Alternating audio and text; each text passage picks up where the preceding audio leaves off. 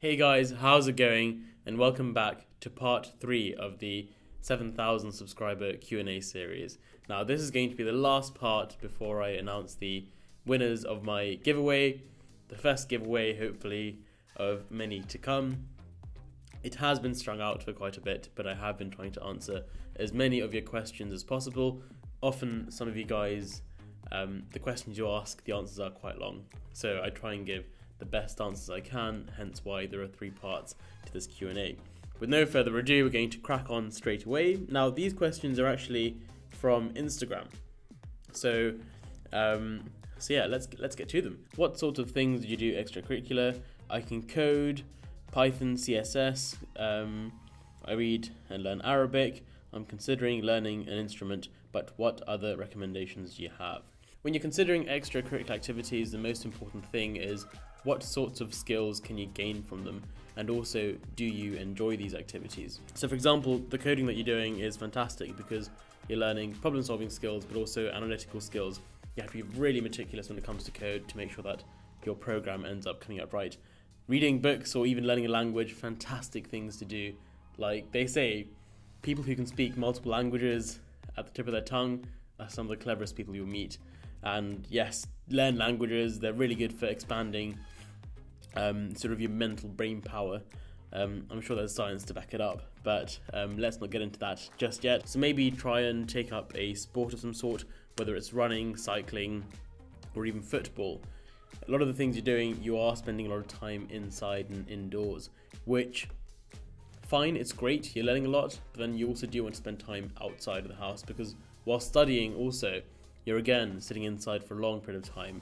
So it's important that you look after your cardiovascular health and you get out there, do some exercise. Next question, is studying medicine what you expected it to be? Specifically studying medicine at Cambridge. Is studying medicine what you expected it to be? Yes, that's because I'd done plenty of work experience, so I kind of knew what I was getting myself into. About studying medicine at Cambridge, yes and no. Yes, because it is very scientific, it is extremely interesting, and it is probably one of the best medicine courses in the country. But no, I didn't expect it in some senses because the amount of work was quite a lot. And the pace of the work is very, very fast. So yes, it is a fantastic course and I expected that. But then I didn't expect it to be just as intense as it was. But also, I guess I didn't expect it to be as weighted on essays as much. I knew essays were a big part of the Cambridge system. Then I never actually appreciated and realised the importance of essays in your actual final grade at the end of every year. So 50% of the grade comes from your essays. Next question. As you're studying engineering for your integration year, how challenging do you think it will be to return studying medical content in the 4th year? I think I may have seen a similar question to this before. But it shouldn't be too hard because number one, I have the really solid grounding from 1st and 2nd year medicine, and also the clinical years are very much based upon sort of interpersonal skills and sort of patient contact based stuff. So I think it'll be new to everybody, so you know it should be just fine. I was wondering what time you feel it is correct to thoroughly start revising my subjects. I'm not sure whether to finish all my content first. Okay, fantastic. So your question is ideally, when do you really start working hard for your A-levels, but also do you try and finish your syllabus first before doing general revision? And lastly, you've asked, should I focus on hard topics or should I try and focus on all topics? First and foremost, you should really make sure that you start now. Especially given this sort of new linear course for A-levels, you have to start, even now, as soon as the Christmas break finishes, non-stop, going till April, June. It will be worth it. Obviously, don't overwork yourself and burn out, but start slowly increasing the amount of work you do per day, but also make sure it's effective work. Ideally, by the end of January, you want to have covered all your syllabuses, so really start cracking on. And when I say you should have covered all your syllabus or syllabi, you shouldn't know it back to front, but then you should have at least flicked through it twice by the end of January. And then you have enough of a grounding to start on past papers. For any question you see in a past paper, you will kind of be able to think of a textbook page or a page from your school notes that you've come across on that same topic. Also, with regards to topics, yes, do focus on the topics that you find difficult, clear those doubts early on and sort those topics out. If it's calculations, just spend a day just working hard at it, because it is really worth it to try and clear those doubts out. Sooner or later, you will have cleared all those doubtful topics, and then you can start evening out your revision, making sure you cover all parts of the syllabus. Next question, what was your daily routine back when you were studying for your AS levels? I remember waking up at about 6 a.m, doing around an hour and a half of revision, getting into school, maybe doing half an hour of work in the school library, then heading off to my lessons. At my school, between sort of timetabled lessons, we'd have free periods, but then during first year of sixth form, we weren't allowed to leave school, we had to stay in school. So often I'd go back to the library and be as productive as possible. I'd do past papers, I'd write notes, I'd read notes. So yes, that would happen during school. I'd get back home at about 2-3 o'clock. I'd probably take a nap and then sort of eat some food, relax for a bit, then start working at 5, work until 7-8. I had a few tutors, so I'd go to a bit of tutoring, then I'd come back at about 9 o'clock, then I'd work from about 10 till 1, then sleep, then wake up again at about 6 o'clock. So yes, AS levels were quite intense for me, but then again, I did work quite hard because back when I was applying, we still had UMS points, and since I was aiming for Cambridge, I knew that UMS points made a big difference. So next question is from Rorgia from Singapore.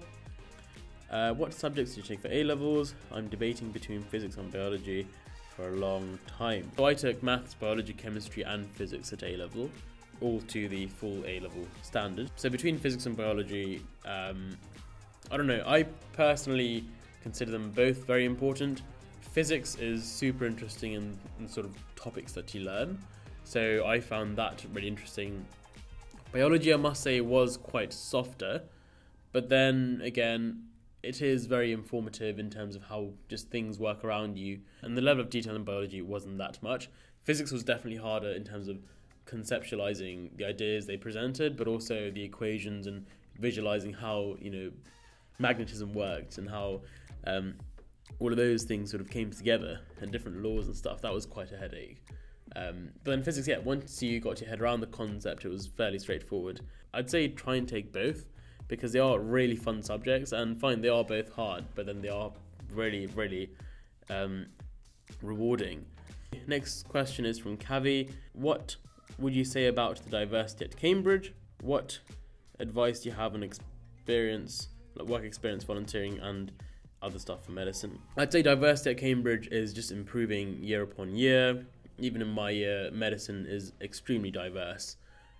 So that's fantastic. What tips do you have for work experience volunteering? Yes, you want at least 4 or 5 weeks of work experience, because you want to show the universities that you've put some effort into sort of researching what medicine's about.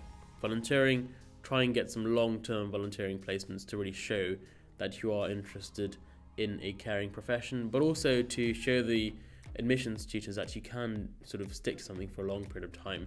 They want to see that you are a committed person. Also, for medicine, you must be quite good with your interpersonal skills.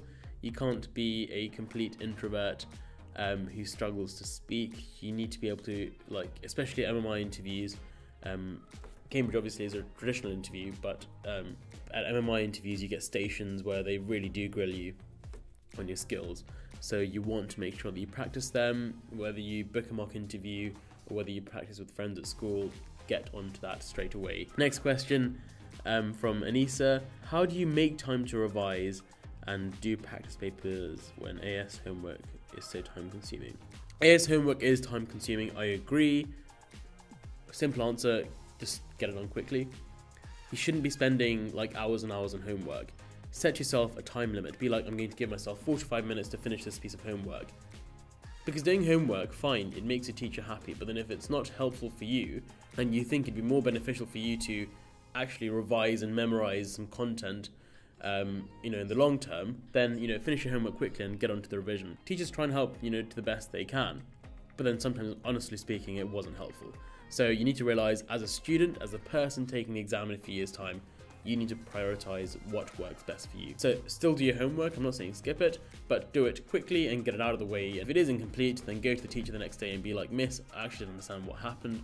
I tried my best. Please, could you go through it with me at lunchtime?" Okay, next question from the Invisible Observer. How are you studying both medicine and engineering? Very good question. At Cambridge, pretty much different to every other university in the country, for your third year, you have the opportunity to switch to any degree the university offers. Other universities still allow medics to intercalate, but not in any subject they wish. It is usually from a range of medically relevant subjects. So Cambridge, being Cambridge, they want you to get experience from completely different disciplines. When you put together knowledge from different disciplines, when you collaborate on that matter, that's when you innovate. That's when you get new ideas. As well as myself, there are around 4 or 5 other guys doing engineering for their third year. I think some of us, including me, we're hoping to do 4th year engineering as well, so we get a master's in engineering. And what we're hoping is that having these 2 years of engineering sort of behind us in the future, we'll be doctors, surgeons, medtech, innovators, whatever, with a really good understanding of the engineering principles behind innovation. So next question from Nivetha. How many hours do you sleep? Good question. So I try and get around 7 to 8 hours a day nowadays, because sleep is when your body recovers, especially when I am training a lot or when I'm going to the gym. I do try and get more sleep because I know my body needs to recover. That's when you make the gains. But sometimes I have had 5 or 6 hours of sleep, and then I do nap in the day. I do find napping in general sort of quite refreshing, but then again, naps can get a bit out of control if you don't time them properly. So yes, try and see what works for you, but obviously you do want to make sure that you get to bed on time, then you wake up nice and early to do some fresh revision before you head to lectures in the morning. Last question from Peter. How much would you say Cambridge looks at GCSEs? So as far as I know, Cambridge are quite holistic with the application process. They look at GCSEs from a sort of school-based perspective. So they would look at you relative to your school. So let's say you got 10 A stars at a top school such as Harrow. Fine, brilliant. But then again, your parents did pay a lot of money for you to go to that school. The education facilities are fantastic there.